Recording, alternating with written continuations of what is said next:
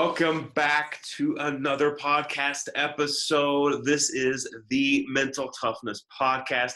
As always, this is Matt Phillips. So excited to be with you today to introduce you to this next guest. Now, a little background. I was actually introduced to the CrossFit World about 7 years ago and did it for a good number of years, actually until recently when I stopped to focus on this ultra marathon that I have coming up here in a few weeks. But CrossFit, if you've ever heard me talk about how do you place yourself in an environment where you have the greatest chance of success, CrossFit was it for me, right? Instead of working out alone, I found CrossFit, and I found that I had my baseball team, right? Obviously not a baseball team, but it was the environment where I had my team. They were pushing me, I was pushing them, and I got in the best shape of my life doing CrossFit, as a matter of fact. Now, because I was part of this community, right? Because they're this gigantic worldwide community of people focused on their fitness, focused on nutrition and health. You start to hear certain names around the CrossFit Games and in this world. And that's why I'm so excited, because one of the names that I had heard about, that I had read about, watched on television, is my guest today, Jason Khalipa. Jason is one who's got an absolutely fascinating background. And for those of you familiar with CrossFit, I'm sure you've heard his name. For those not, that's okay as well. You can know that CrossFit was part of his life. It continues to this day, but he is one of the most well-rounded individuals that I've ever come across. Now, Jason was an 8-time competitor in the CrossFit Games, did very, very well during his time there, of course. But there's so much more to him, right? He's a devoted father. He's a global businessman. He is an author. He's done some pretty incredible things. Just to give you some insight into this, Jason started CrossFit Santa Clara back in 2010, I believe. He's now opened 20 more locations. I mean, it's incredible, right? And not just like in Santa Clara, but all over the world. I mean, all throughout North America, Mexico, the United States, also over in the Asia Pacific region, right? He's got places in Malaysia, Thailand, Philippines, Japan. He's done some pretty incredible things. He's got this passion for creating this healthier workforce. So he's got this workplace wellness initiative. So if you're out there and looking for a wellness program for your company, this could be it for you, working with Jason and his team. But they've got, accounts like Twitter and GoPro, and just focused on how do we get healthier, fitter employees and get them moving, right? CrossFit's based on nutrition and movement, and he's taking that now to the workplace. He is a father as well. I mean, I can go on and on, but probably the most impactful, we touch on this during the podcast, is back in January of 2016, his daughter was diagnosed with leukemia.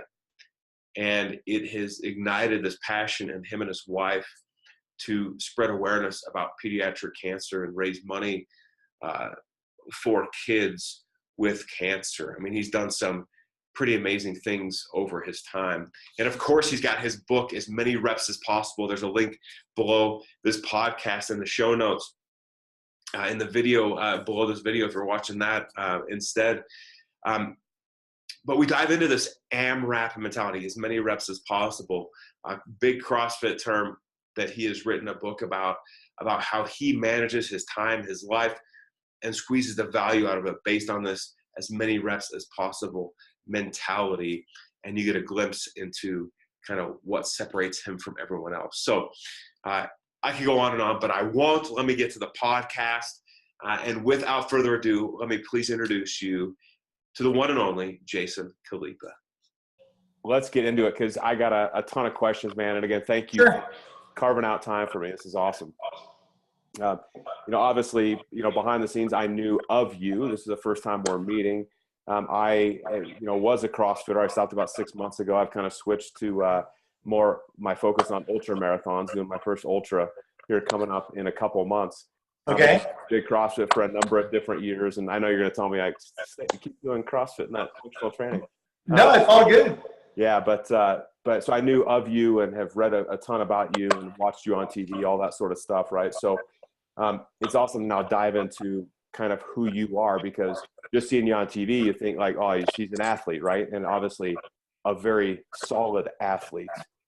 You competed, at 8 CrossFit Games, won it. I mean, you've done it, right? And now you do so much more, still the athlete side, but so much more to your story that I just really want to dive into. Sure. So, ton of questions for you, man. Out of the gate, this is the first question I ask all my guests. But what is your definition of someone who's mentally tough?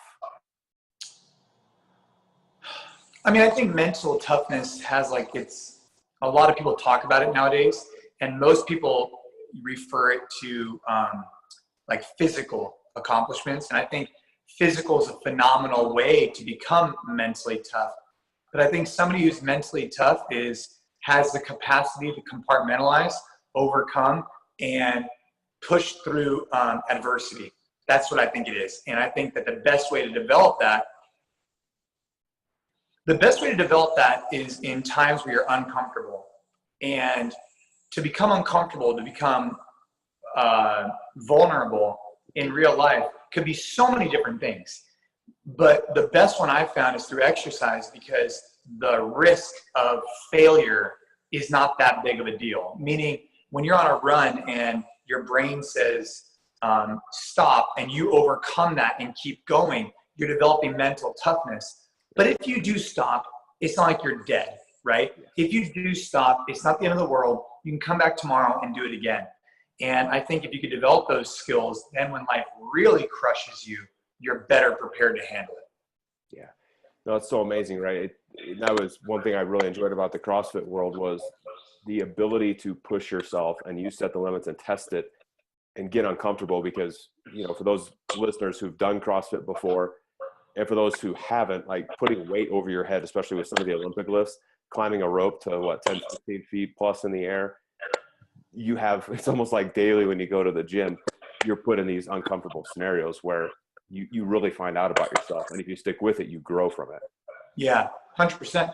That's huge. So how did you get into the CrossFit world? Like, I know we're going back a bit, but how did you even find out about it, start that kind of down that path? Yes, I used to work at a conventional gym, and I was working the front desk in high school, and then in college, I became a salesman there.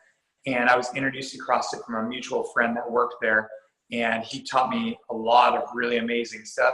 And then from there, I dove in hard, started competing. I worked for CrossFit and then opened up gyms, and that was it. What was so fascinating about like that CrossFit world that made you leave kind of traditional gym and say, no, I have to do this. I have to go this path? Well, we actually built a CrossFit style gym inside of our gym, and a regular gym. And what pulled me to CrossFit was the clock. What pulled me to CrossFit was pushing myself against a variable that doesn't lie, doesn't change, and this is the clock. You might be in a workout, and what I enjoyed about it was that you got more work done in less time, because it was a competitive factor where you're racing the clock, and that's what I really fell in love with. It's interesting. Yeah, the dreaded clock. I think your book, the AMRAP Mentality, right? It's, as many reps as possible. It can also be interpreted as many rounds as possible, depending on the workout you're doing, right? And how did you, starting out versus like kind of going against the clock, what was your process? Because did you say, okay, as many reps as possible, I know I've got this much time, I think I can do this? And did you naturally kind of raise that bar, or how did you kind of work through that piece of it just to push your limits personally? How did that kind of grow and morph over time? Well, man, I think, so the book that I wrote is called As Many Reps as Possible. And the theory is to kind of focus on your entire life as if you're trying to be present and focused. And in workouts, when you're fighting for as many reps as possible, you're not stopping to answer your phone. You're not getting distracted. You're staying present. You're staying focused. And ultimately, what I would hang my hat on is at the end of each workout, I just ask myself a very simple question. Hey, did I do the best I could today to put me in a position to win at the CrossFit Games? Did I do the best I could today for my day, for my workout? And if the answer is yes, great. If the answer is no, as soon as I was done with it and I did that evaluation, forget it. And then next time, get better. But you can't dwell on that stuff for the rest of the day. You got to move on. You got to go focus on something else. Well, I love that. Was there something specific you did? Because I think a lot of people get caught, and you know this, they get caught up on something goes wrong and they carry that with them for a pretty long time, right? It might be a day, might be an hour, whatever. How do you teach people to work through that, to kind of accelerate that process where they're getting back on track faster? Is it self-talk? Is it like, what goes on? Yeah, I mean, I think obviously positive self-talk, understand what's in your control. Those are factors. I mean, it's exercise. And I think that fitness is the most underrated, useful tool to develop mental toughness, to overcome adversity, and to push you. I mean, because if you're going to come in, you're going to bust your butt. You're going to be busting your butt on a bunch of other stuff too throughout the day. And so, you know, I think it's a very great tool. And no one can do it for you. I think what I love most about fitness is that in life nowadays, everybody's looking for a hack. And one of the nice things about fitness is that there is no one else can do the work for you. You have to do it for yourself. I think that's really cool to understand. Yeah, that's a great point. I think people underestimate that positive self-talk, right? And more of what I like what you said is it's an assessment, right? I'm a big believer in like data, like get to the data, get to the information, right? What's the business case? What's the story telling you? What are the facts, right? Right. To your point, did I give 100%? Did I not? What are the facts? And then what adjustment do I want to make going forward? Right. And instead not dwelling on that and saying, it's okay, I'm going to make the adjustment tomorrow and getting back after it. Right. Yeah, that's huge. Going back to the CrossFit Games, because I think the games are fascinating. I mean, millions of people watching on television and see the struggle that goes on day after day for the CrossFit Games. How did you like prepare mentally to get ready for such an intense competition? How did you work through that and prepare? Well, I think ultimately you prepare through competition, you prepare through competing with your peers and yourself against the clock.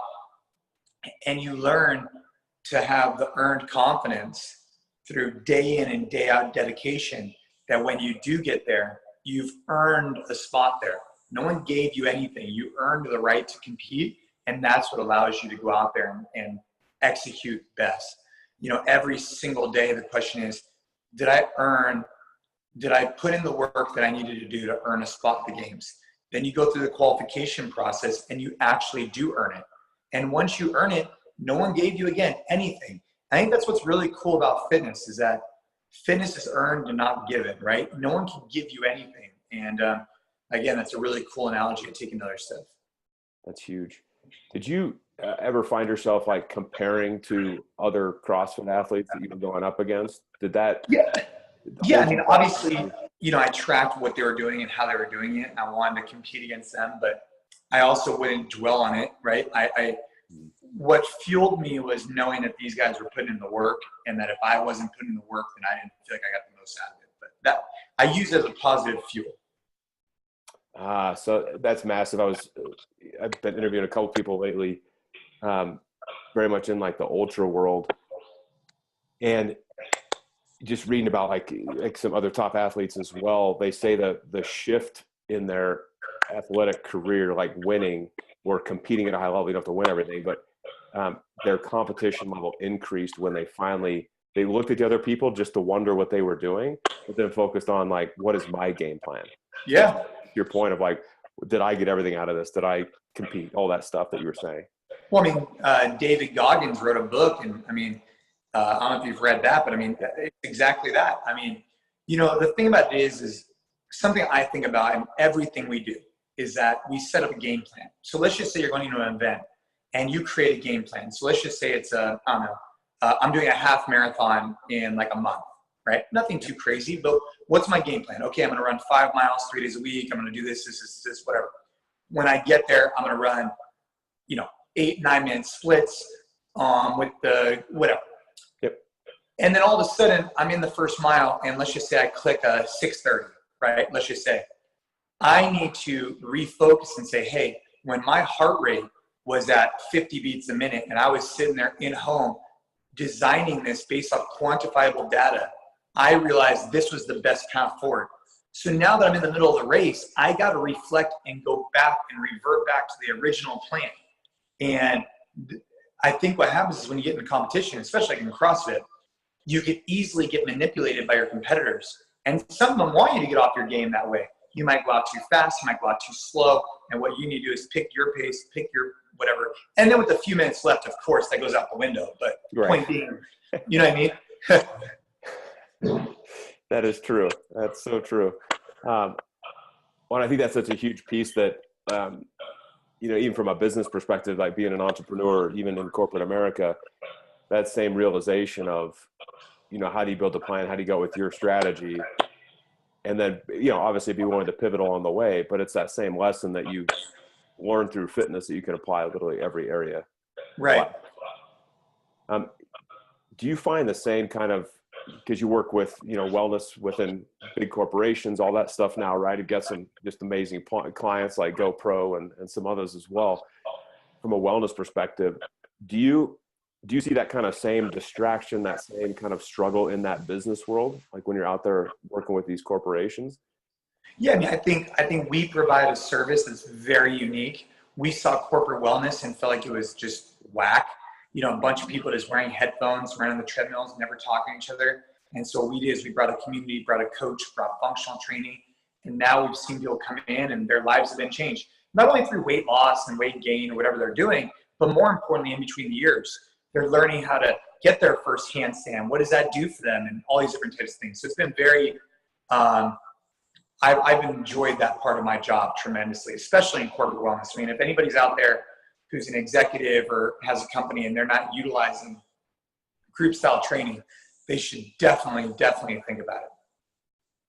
Yeah, it's huge. The one thing I liked most about kind of that CrossFit World and all the gyms you've started and stuff like that is that community piece, right? Yeah. It's all about who you surround yourself with and them pushing you pushing them.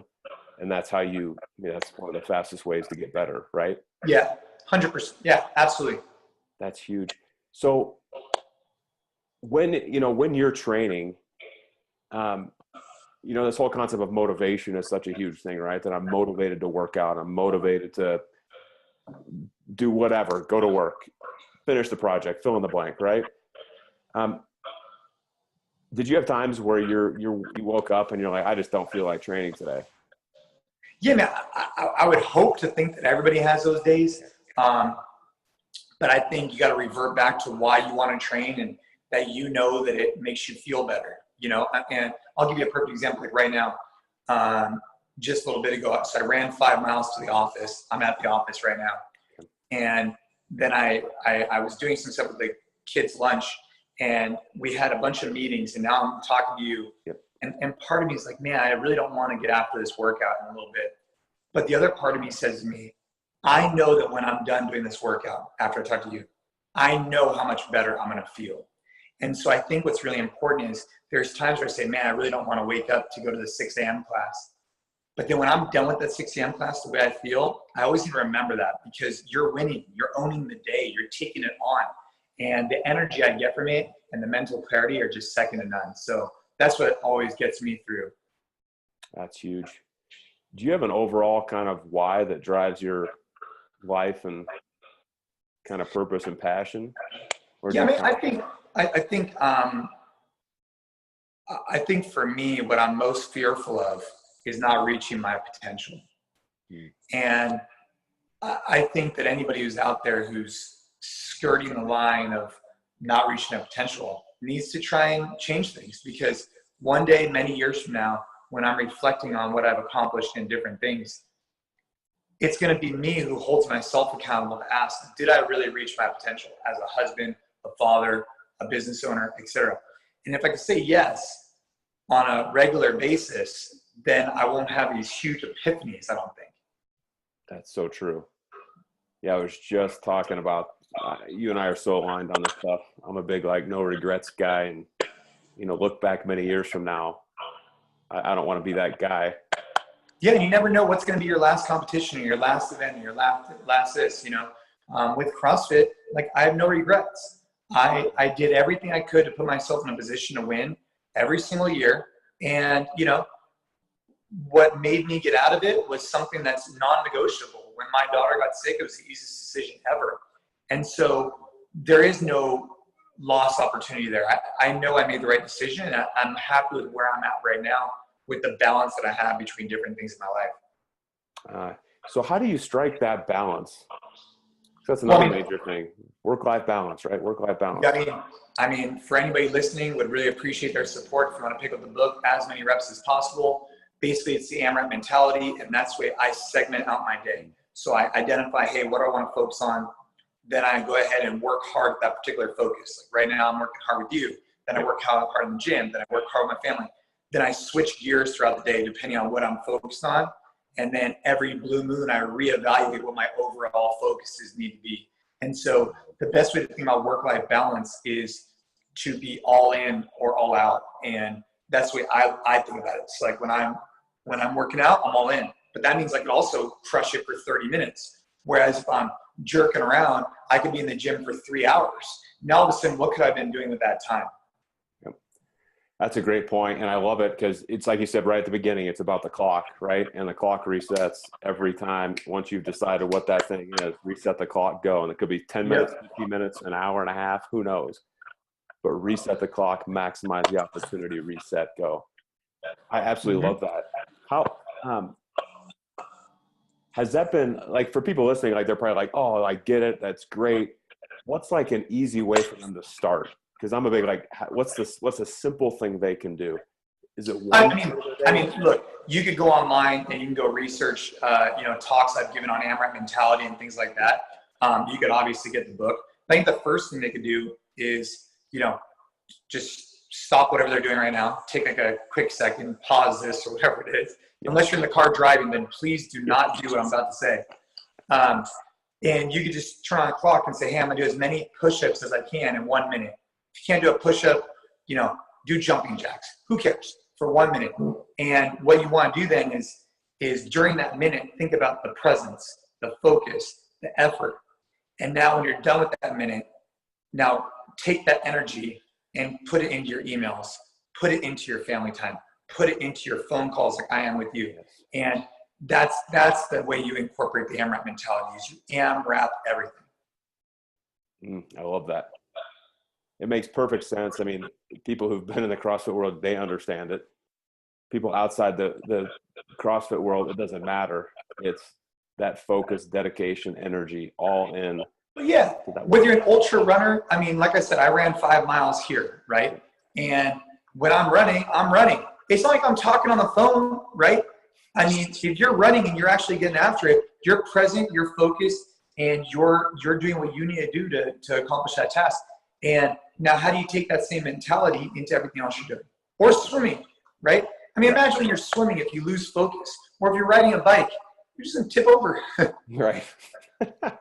That's a good point. Did you play sports growing up? I did. Well, I raced BMX bikes for a lot of years, which is an odd sport to get into, but I really got into that. And then I got into football, and I threw the shot in track in high school. And then going to college, playing football just didn't end up working out. And so then I went to a junior college, and that's where I really got my shit together and started, really working hard. Okay. Yeah, I think it's interesting that when I talk to athletes, especially, it's so easy that, I've got my iPhone sitting off to the side over here, right? Which is just within arm's reach, which I need to move it further.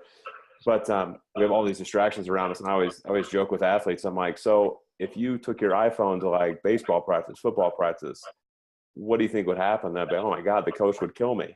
And it's like, well, isn't that same thing true of like yourself if you're working on your business or with your family? It's like, set it to the side. Like, yeah. Get it out of there. Yeah, it's really tough, but you got to do it. Yep, it's so true. Man, there's so many questions I have for you. I want to ask, what's been your kind of biggest challenge, like mentally, that you've had to work through in starting your own business and running it still to this day? And I know you do multiple things. I think learning how to delegate. I think that as an entrepreneur, learning how to say no, I think those are really hard things to do. I think as an entrepreneur, you always want to go, try something new, be innovative, be creative. And what happens is it starts exhausting out your team. because your team can't deliver on it. And so I think what's important is to take your time, settle, create a path, and then go get it. On the same token, right, learning how to delegate things out. So like my 70% of everything is never going to be as good as someone else's 100%. And what I think is key is identifying key people who are competent in their job and get them going. I love it. Yeah. How, you know, I always love asking the fear question and stuff, right? Of like, what's the thing that scares you most about kind of business and all that stuff. What's kind of like, what has been, I mean, that you've worked through probably, but like, what's kind of a big fear that you've had to also kind of deal with and work through these different stages of business and all that. And I'll give you an example, you know, mine, like one of the things I've always feared was like what other people would say, what other people would think. And that was something just very early on I just carried with me. And then obviously when you're standing on stage, giving a speech, you can't really worry too much about what people think, right? You got to be in the moment, to your point. Like you got the clock, you're in the moment, like let's go, deliver. So that's something that, you know, over the years, that's something that I've had to work for, like this fear of like what people are going to say. What is that thing for you that you work through, you've had to work through in the past? Well, I mean, I think in regards to your thing about speaking, you know, so I've been hired to do different speaking engagements, and at first, like, man, I don't feel qualified. I don't feel like I should be doing this. And then I remember my wife said to me something. She's like, hey, the reason why you're qualified is because somebody's willing to pay for you to go up there and speak. And that instantly makes you qualified because they believe you're qualified and they're your audience. And it's like, oh, okay. But yeah, I mean, I think in business, you know, what I fear the most, obviously, is not reaching our potential. I think that's obviously something I think about all the time.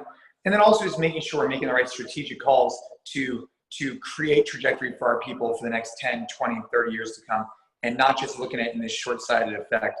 And I think that that's hard to do. So on one hand, you want to grow profitability, develop your business today. You also want to start thinking about, hey, where are we going 5 years from now? And as an entrepreneur, you want things to happen overnight, but they can't.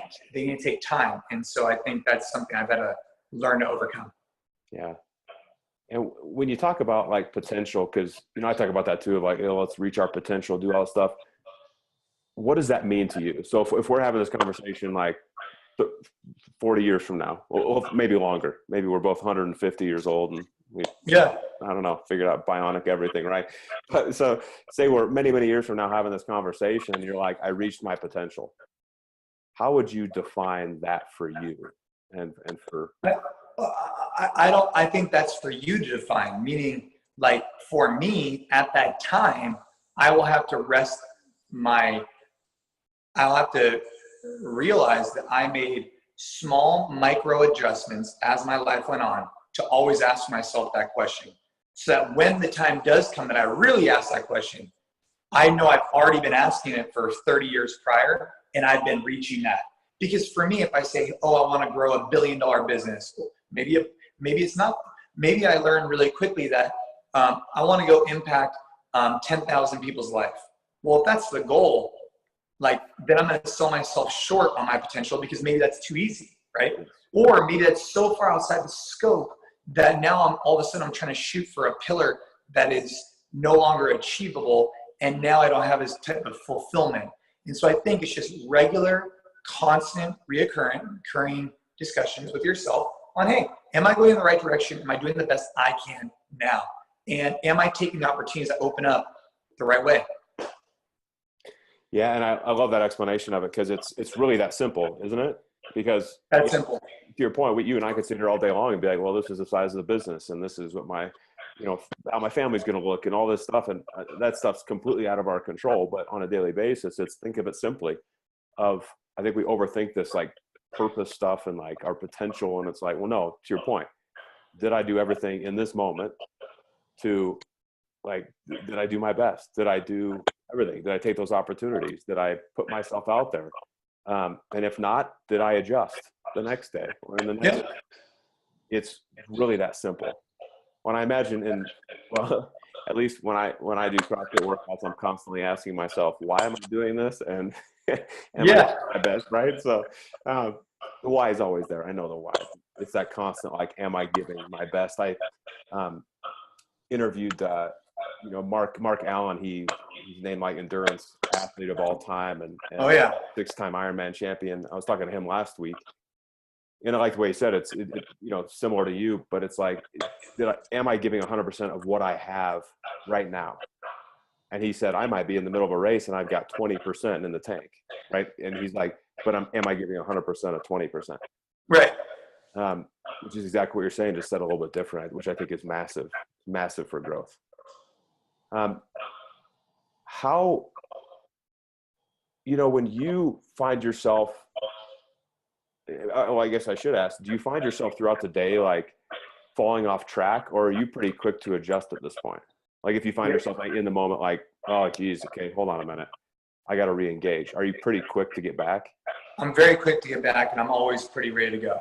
Are you? Yeah. I mean, being in an office like the way I am right now is where I don't want to be. Yep. I want to be out in the gyms. I want to be talking to the members. I want to be creating concepts. But I'm ready to rock, man. I got a lot of gratitude. I'm fired up, and I'm passionate about our business. I'm passionate about what we're doing, and I have a deep sense of gratitude for being able to do this kind of stuff. And I think that continues to push me forward, and our company. Well, it's huge. I mean, you look at what you've done and what you're continuing to build, right? And I mean, you've opened a ton of gyms. You've launched this corporate wellness program. You've got the app, right, which people can get their workouts defined for them every day.